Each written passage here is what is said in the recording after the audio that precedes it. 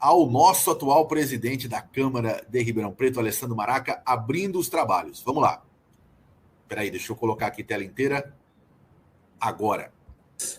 Protocolizei nessa casa o requerimento de número 118/2022, que requer a adoção de medidas pela Secretaria Municipal de Saúde para melhorias nos prontos atendimentos e nos atendimentos de urgência em Ribeirão Preto, nas UPAs. Protocolizando um pedido de urgência na melhoria dos prontos atendimentos com a reabertura urgente do PS Central, da UBDS Central, para atendimento de casos de Covid-19 e de síndrome gripal, com exclusividade. Então, passou da hora do Executivo ter essa ação e transformar o PS Central num polo Covid, porque hoje 70% das pessoas que procuram pronto atendimento são pessoas que estão com síndrome gripais.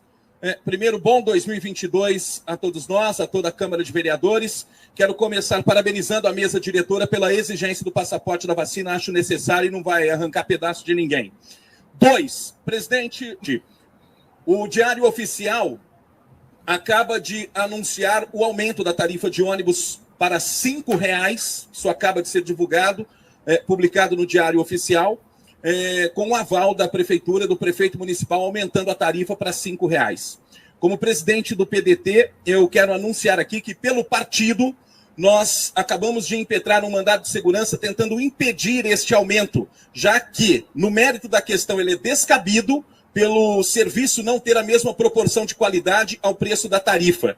E também quero reconhecer aqui que esta ação trata-se também de um braço, uma continuidade daquilo que o Partido Rede Sustentabilidade fez, numa ação muito bem elaborada em 2019, onde o prefeito está proibido de aumentar a tarifa de ônibus, porque a ação ainda está correndo, está tramitando e a prefeitura está proibida, inclusive sem pré-anúncio, que é o que aconteceu outra vez, vereador Papa, com esse aumento da tarifa de ônibus. O prefeito anuncia hoje para colocar em prática o preço de R$ 5,00 a partir do dia 15. Então, de todas as formas, nós vamos tentar combater isso. Obrigado, presidente.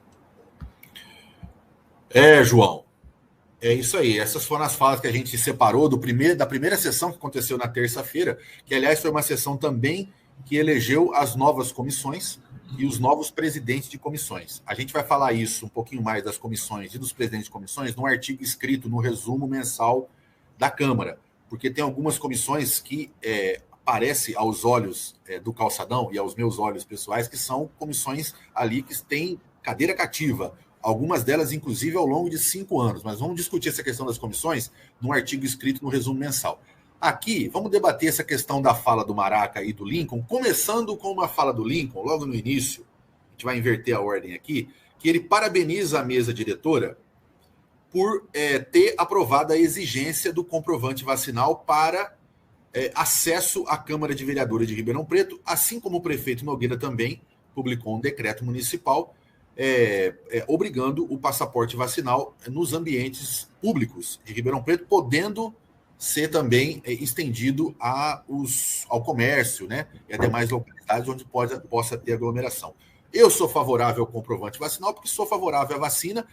Nós escrevemos sobre isso na crítica que fizemos naquela audiência pública inacreditável que aconteceu na Câmara, onde houve um desfile negacionista absurdo, né? E naquela crítica, e você pode encontrar no nosso blog, o calçadão.blogspot.com.br, você vai encontrar essa crítica lá. Nós dissemos o seguinte: quem é contra o passaporte vacinal é negacionista e é contra a vacina, e isso ficou claro naquela audiência e em outras que acontecem Brasil afora. Portanto, sou favorável e também parabenizo a mesa da Câmara por essa iniciativa. Então, começar por isso, João. Eu acho que o Lincoln tem toda a razão e merece ser parabenizado mesmo, que toda ação antinegacionista merece ser parabenizada. Tenho concordância com tudo que você falou, Chimenez. A gente está no momento da epidemia da Covid, que os números de casos dispararam por causa da nova variante. Então, pedir o passaporte da vacina para acesso a locais públicos, que tenham aglomeração, que tenham público e tudo mais, é de extrema importância. E a gente tem que lembrar que, assim, o passaporte vacinal não é só para quem tomou a vacina, porque você pode sim entrar se você não tomou a vacina, desde que apresente um teste negativo, feito com antecedência adequada. Se você apresenta o teste negativo e você tomou a vacina, você pode ter acesso, porque é um espaço público que não dá para a gente impedir o acesso das pessoas. Mas é esse cuidado que a gente tem que ter, que a sociedade tem que ter, ele é de extrema importância justamente nesse momento que a gente está. Porque voltou a crescer o número de casos, voltou a crescer o número de mortes, e a mesa da Câmara, ela respondeu de forma perfeita. É exatamente isso que tem que ser feito. Não dá para a gente permitir que a gente volte a ter uma contaminação maior. A gente tem que, sim, ter cuidado. E isso é defendendo a liberdade de todo mundo, porque eu tenho a minha liberdade de não ser contaminado por esse vírus, de não querer ser contaminado. Então, para a gente defender a liberdade, como os negacionistas ficam falando que eles têm liberdade, que eles querem liberdade, não sei lá. Não, eu também tenho. A minha liberdade é de ter o risco de contaminação diminuído. Eu sei que é difícil ser zero, mas diminuído é meu direito.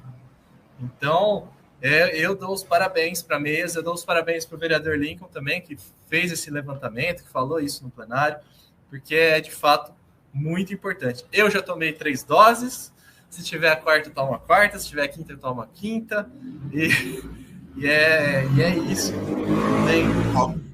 Tiveram alguns números que foram dados naquela audiência, que são números que percorrem aí o ambiente negacionista, de que o número de internados em estado grave ou acesso à UTI e os casos de morte são de vacinados. Olha só aonde vai essa questão.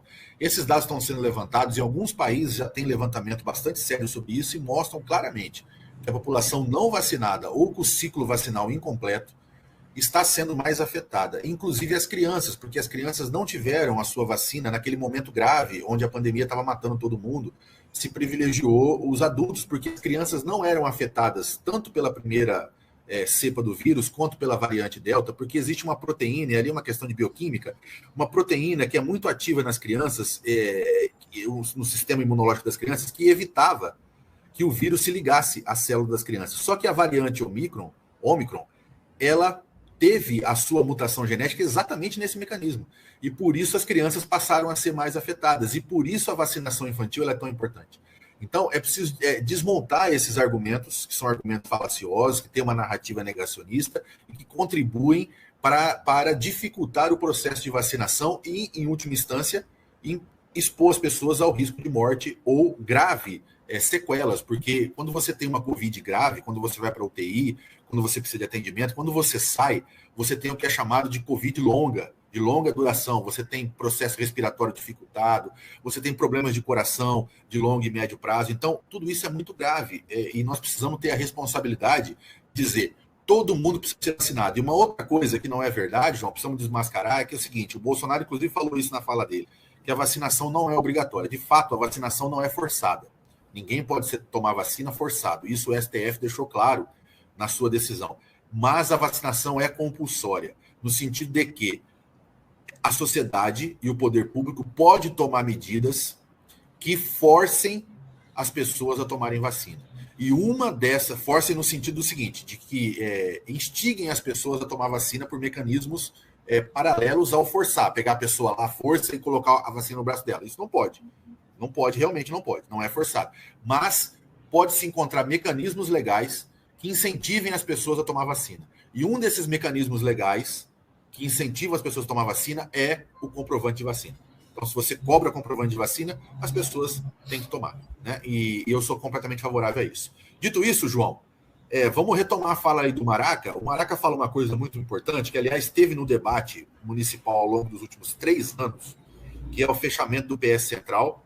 Primeiramente, o governo municipal queria fechar o PS Central, porque dizia que com a abertura da UPA aqui da Zona Oeste, aqui do Sumarezinho, o PS Central estaria com o seu atendimento de pronto atendimento seria inútil ali, porque já seria todo mundo abraçado aqui pelo atendimento da UPA da Zona Oeste. Depois, algum tempo depois do ano passado, disseram o seguinte, não, nós vamos fechar o PS Central porque vai ser colocado ali um centro de saúde mental que vai funcionar, inclusive, junto com o AME, né? Um daqueles 3 AMEs que o prefeito, ao longo dos últimos 10 anos como candidato e depois como prefeito, promete para Ribeirão Preto e nenhum veio. Esse AME não veio, o Centro de Saúde Mental não veio, o PS Central foi fechado de fato, a nova variante entrou, nós estamos vendo uma nova onda e nós não temos um polo Covid hoje em Ribeirão Preto específico para atendimento das pessoas. É isso que o Maraca está cobrando, e todos os vereadores cobram, e toda a sociedade ribeirão pretana cobra, e um problema grave. Nem quando nós conseguirmos vencer esse processo difícil da pandemia, e ela se torna endêmica e controlável, a gente espera que isso aconteça, nem quando isso acontecer, se deve fechar o PS Central. Acho que o PS Central tem que continuar sendo como pronto atendimento. E existem outros locais em Ribeirão Preto onde pode ser instalado também necessário o centro de atendimento à saúde mental. Uma coisa não invalida a outra. Está com você, João.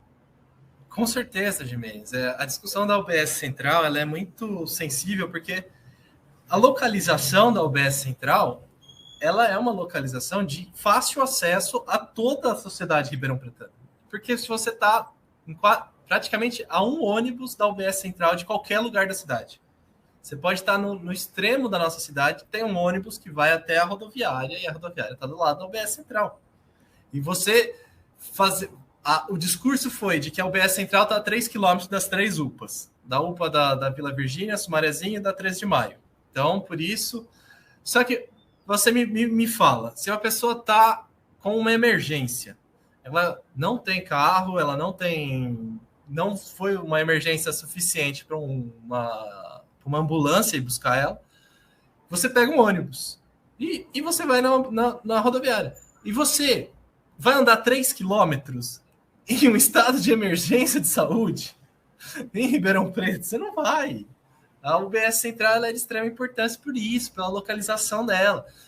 O argumento da prefeitura foi de que, por causa da localização dela, que está numa região de hipossuficiência, de grande número de pessoas com problemas psicológicos, mentais e tudo mais, que seriam atendidos pelo CAPS, que seria implementado ali, beleza, esse é um argumento. Só que a questão é, você precisa acabar com um equipamento de saúde para pôr outro no lugar? Ou você pode encontrar outros imóveis que ali na região tem, imóveis vazios, imóveis da prefeitura, inclusive, que poderiam abrigar o CAPS de atendimento à saúde mental lá naquela região e deixar o centro de saúde. Ribeirão teve um superávit no ano passado. E ali, mesmo em volta do UBS Central, dá para construir um prédio. Você pega e constrói um prédio ali, anexo ao UBS, que faz o CAPS ali, sem problema. E você desafoga as UPAs. O que eles fizeram foi, a UPA tem capacidade para atender mais gente. Então a gente vai tirar aqui e vai sobrecarregar a UPA. Vários casos esse ano de gente na UPA falando não tem capacidade. A gente tem gente no corredor, tem gente... Então, é uma lógica diferente deles, assim, que chega a ser difícil de entender, porque a gente está sobrecarregando equipamentos públicos para tirar um que está numa localização perfeita para fazer o atendimento de emergência. E a lógica tinha que ser o contrário, a gente tinha que criar mais equipamentos para desafogar os equipamentos, descentralizar os equipamentos e ter um melhor atendimento da população, não o contrário, não concentrar mais o atendimento e dificultar o acesso. Então, mais uma vez, eu parabenizo também o Maraca por esse requerimento que ele apresentou na primeira sessão.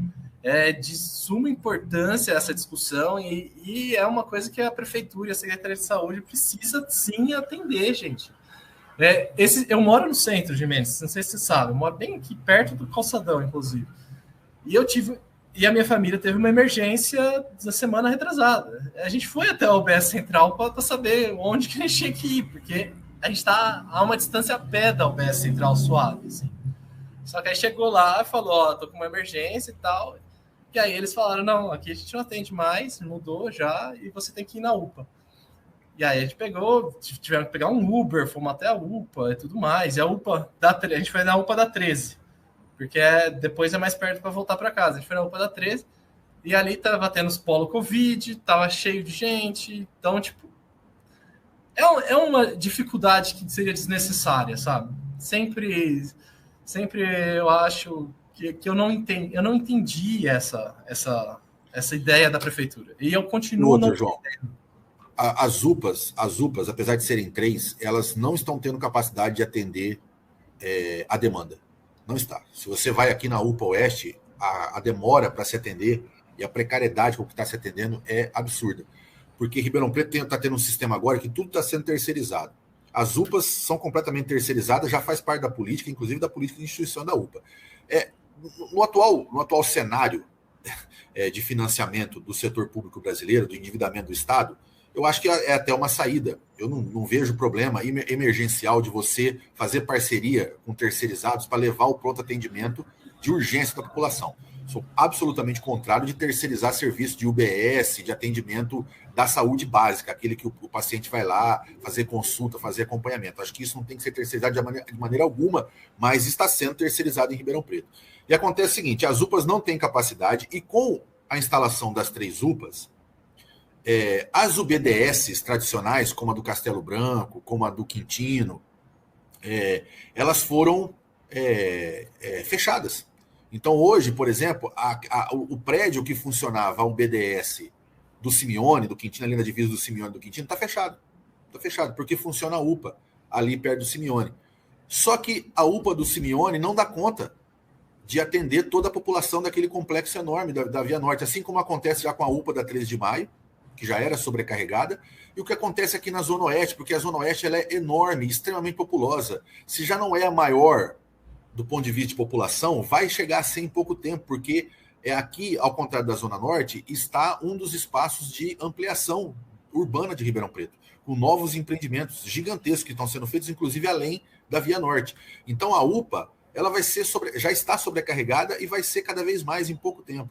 Então, Ribeirão Preto precisa aumentar a sua oferta de atendimento do pronto atendimento, que é aquele de urgência, que não pode esperar. Absolutamente uma loucura.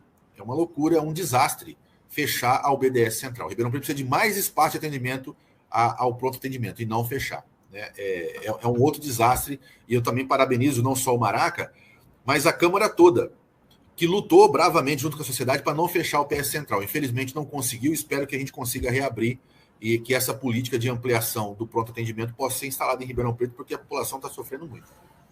É isso, com certeza. E agora, Gimenez, vamos falar do pró-urbano, da tarifa de R$5? O grande presente que o Nogueira dá para Ribeirão Preto, João, é aumentar de 4,20 para 5. 4,20 para 5, um aumento de 80 centavos. Já não é mais só 20 centavos. Aqui em Ribeirão Preto são 80. 20 centavos era em 2013, né, quando deu aquela confusão toda. Agora são 80 centavos de real que, numa tacada só, o prefeito Nogueira nos parabeniza, nos presenteia nesse ano. E lembrando, e vou passar a palavra para você com os seguintes dados. O ano passado, a pró-urbano conseguiu arrancar do município 17 milhões. Alguns dos vereadores que aprovaram, dizendo que era preciso, porque senão o sistema ia realmente entrar em colapso e tudo mais, disseram o seguinte: não, esses 17 milhões é apenas um adiantamento. No ano que vem, a empresa pró-urbano, o consórcio, vai começar a devolver esse dinheiro, porque ele é apenas um adiantamento que a prefeitura está fazendo. Essa devolução não aconteceu. Outra coisa que disseram naquele momento da aprovação dos 17 milhões no primeiro semestre de 2021 é que haveria agora, entre o final de 2021 e o começo de 2022, uma auditoria para dizer se a empresa precisava ou não, se tinha saúde financeira ou não. Essa auditoria também não aconteceu. E, João, a empresa pró-urbano, lembrando que no ano passado, quando estourou o caso dos 17 milhões, quando a Câmara ficou sabendo que ia entrar o projeto dos 17 milhões, já fazia 3 meses que a pró-urbano estava negociando isso com a prefeitura. 3 meses. E aí a bomba estourou. A pró-urbano começou a negociar esse 17 milhões em fevereiro, para o negócio estourar fevereiro, março, para estourar na Câmara em junho, julho. Está fazendo a mesma coisa esse ano, João. Só que agora não são 17 milhões. A empresa pró-urbano, eu vou dar esse dado aqui para todo mundo que está nos assistindo, a empresa pró-urbano diz que para continuar operando e não entrar, como eles dizem, né, em colapso o sistema, de 50 milhões de reais. Essa conversa está acontecendo entre prefeitura e pró-urbano. Ela não é uma conversa ainda pública, mas essa bomba vai estourar na Câmara de Vereadores de novo no ano de 2022. É só esperar. Então, esse aumento de R$5 não é o único presentinho que o prefeito Nogueira vai estar dando para a sociedade de Ribeirão Pretana. Aguardem e depois me cobrem. Gimenez, esse esse negócio do transporte público municipal ele é muito complexo, porque a gente tem esses 17 milhões. Antes desses 17 milhões, eu não sei se você lembra que uma empresa desistiu do consórcio. E as outras empresas compraram a parte, inclusive entrou uma terceira empresa. E aí a gente tem, se os caras compraram a parte dessa empresa, significa que eles têm pretensão de lucro. Nenhuma empresa faz um investimento desse, não tem pretensão de lucro. Só que, como que eles fazem isso e alegam ao mesmo tempo que vai entrar em colapso se não receber esse dinheiro? E agora eles vão alegar de novo.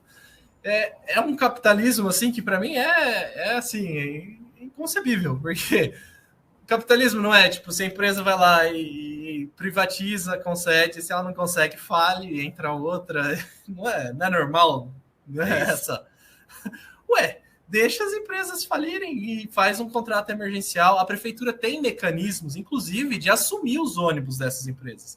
Está no contrato, tem um contrato. Se vocês não conseguirem fazer, a gente vai assumir os ônibus, vai fazer um contrato emergencial, vai substituir a empresa. E a gente está nessa situação. E agora aumenta a passagem, R$5. A Câmara de Vereadores está fazendo um trabalho de fiscalização do Pro-Urbano muito bom. Tem que parabenizar tanto o Lincoln quanto o Papa. O Papa já vem fazendo isso de antes já. Os dois mandatos do Partido dos Trabalhadores entrou com uma ação judicial contra a prefeitura naquele repasse dos 17 milhões. Por quê? Mandaram para a Câmara o pedido de fazer o repasse. Só que não mandaram os balancetes das empresas, não mandaram a perspectiva de prejuízo. E aí, como que faz? A Câmara dá um cheque em branco para a empresa, para daqui ano que vem vir pedir de novo? Não se faz assim. Eu acho assim, é possível fazer o repasse? É possível fazer o repasse. Eu não acho que não seja. Existem situações emergenciais de que se precisa do repasse, de fato. Eu sou favorável ao subsídio, inclusive eu sou favorável ao subsídio ao transporte coletivo, para que a passagem seja barata ao povo.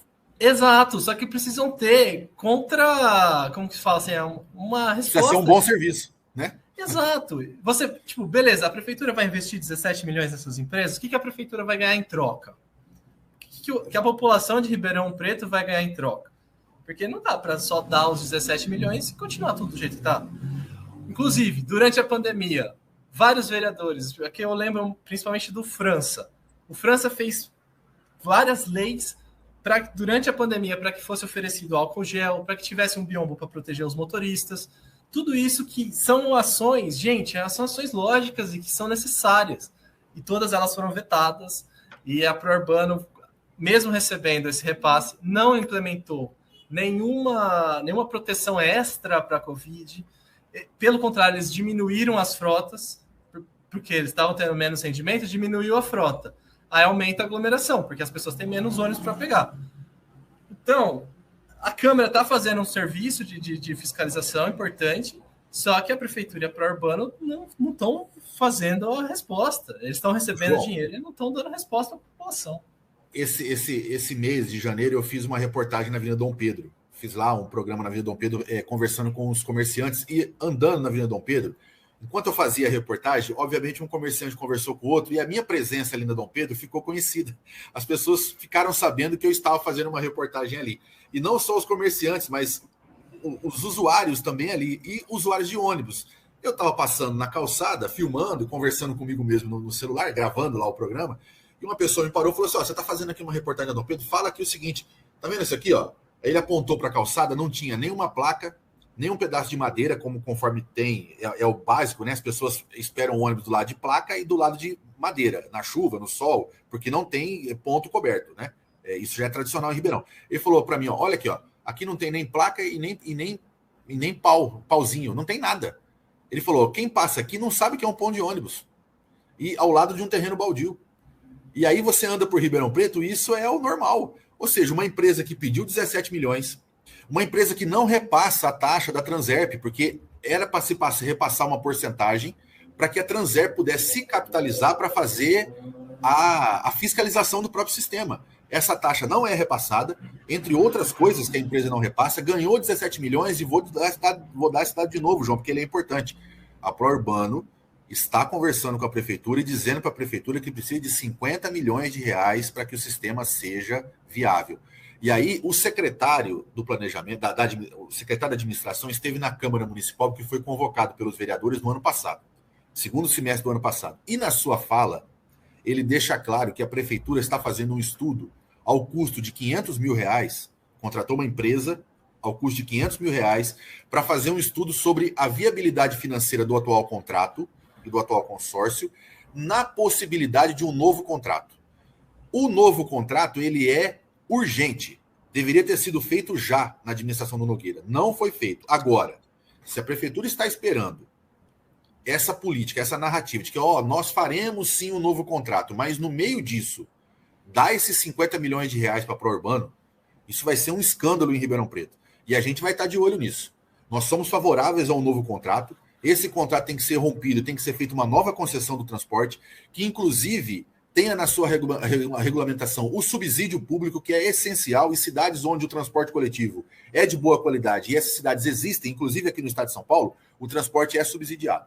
Classicamente, no mundo inteiro, somos favoráveis. Agora, se o prefeito vier com essa narrativa de que, olha, tem uma esperança sim, que nós vamos fazer um novo contrato, mas enquanto isso, para manter a viabilidade financeira, vamos dar mais 50 milhõezinhos ali para a Pró-Urbano, isso vai ser um escândalo que vai ficar para a história de Ribeirão Preto. Vamos aguardar, espero que isso não aconteça, irmão. É isso, gente. Esse subsídio que você fala, tipo, é normal, pode acontecer, mas ele tem que ser racional, ele tem que ser racionalizado. Então é um subsídio em troca de alguma coisa. É em troca de gratuidade para estudante, em troca de gratuidade para idoso ou pessoas deficientes, que portadoras de deficiência. Tem que ter uma racionalidade. Não dá para você só dar dinheiro para uma empresa privada, dinheiro público para uma empresa privada, para que ela só cumpra um contrato que já tinha previsto antes. E ela tem lucro, inclusive. Porque a análise do contrato, não dá para a gente fazer uma análise do tipo, bom, esse ano eles vão ter prejuízo, então vamos dar dinheiro para eles. Não é assim que se faz. E todos os anos anteriores que eles tiveram lucro? Porque o contrato é de longo prazo. A gente está fazendo um contrato de 20 anos. Em contrato de 20 anos, ter 3 anos de prejuízo é aceitável. Não é uma calamidade financeira. Porque a gente vai fazer o contrato de 20 anos e garantir o lucro da empresa em 20 anos? Esse que é o negócio. É assustador. E a gente está cobrando uma passagem de R$5. Tem outras cidades do estado e com passagens menores que tem ônibus com ar-condicionado, com Wi-Fi, tem ponto de ônibus coberto. Gente, a gente está numa cidade grande, a gente está em Ribeirão Preto, a 8ª maior do estado. Não dá para a gente aceitar um transporte público com essas condições. E a gente tem que pensar em como ampliar o transporte público. Não só em linhas e corredores de ônibus, VLT, construir, na verdade, João, uma mobilidade urbana em Ribeirão que não existe. Não existe mobilidade urbana. Você sai para caminhar nos bairros da periferia de Ribeirão Preto, você caminha